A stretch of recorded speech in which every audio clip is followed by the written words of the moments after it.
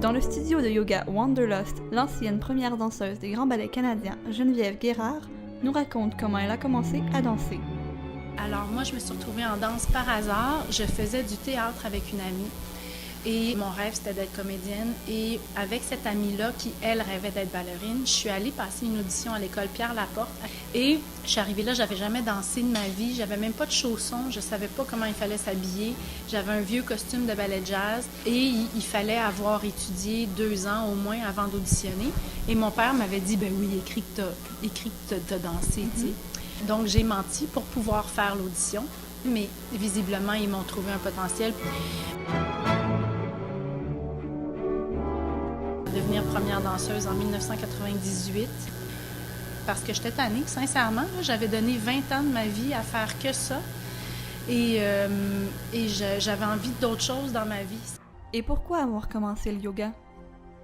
Et j'ai dit, ben ça fait quand même longtemps que je pratique le yoga et j'aimerais ça faire mon cours de prof, ce qu'on appelle un cours de base, un teacher training. Le yoga, c'était tellement naturel pour moi parce que c'est le mouvement, parce que c'est la compréhension du corps, surtout parce que j'ai développé une grande passion pour le yoga parce que c'est un milieu non compétitif qui était contraire à tout ce que j'avais toujours vécu. Et ça m'a amené toute dans une autre aventure parce que là, j'ai rencontré mon associé, Éric Géasson. On a eu l'idée d'ouvrir ici le studio Wanderlust à Montréal. On s'est associé avec des gens à New York. Et donc, ici au studio, on a de la musique dans nos cours, on a des DJ, on a des fois des bands.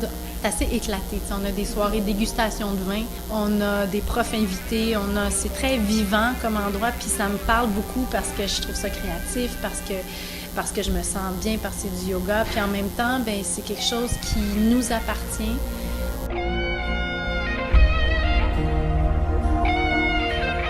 Mais c'est des mouvements avancés, c'est des postures avancées, c'est un grand défi. Souvent, les gens qui viennent ici sont sportifs parce que c'est ça qu'ils aiment dans la vie. Ou ils sont tout simplement dans le besoin de se dépenser. Donc, c'est comme un voyage. Et que diriez-vous qui rassemble les deux? Le temps pour être un yogi accompli?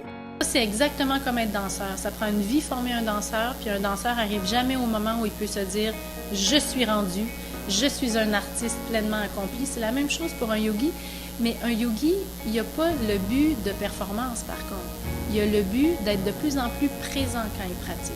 Quelqu'un qui est venu ici en me disant « vous avez ouvert un studio de danse », ben non, je n'ai pas ouvert un studio de danse, j'ai ouvert un studio de yoga. C'est pas la même chose.